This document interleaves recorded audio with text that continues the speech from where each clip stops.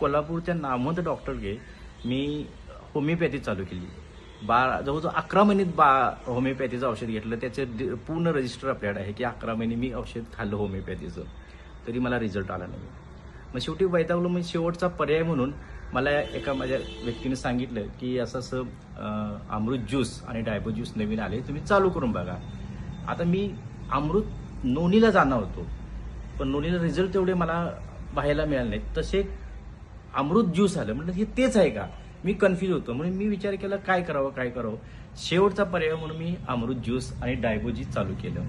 आणि अमृत ज्यूस आणि डायबोजी, मी अमृत ज्यूस बरोबर 60 दिवस घेतलं आणि डायबोजी 45 दिवस घेतलं.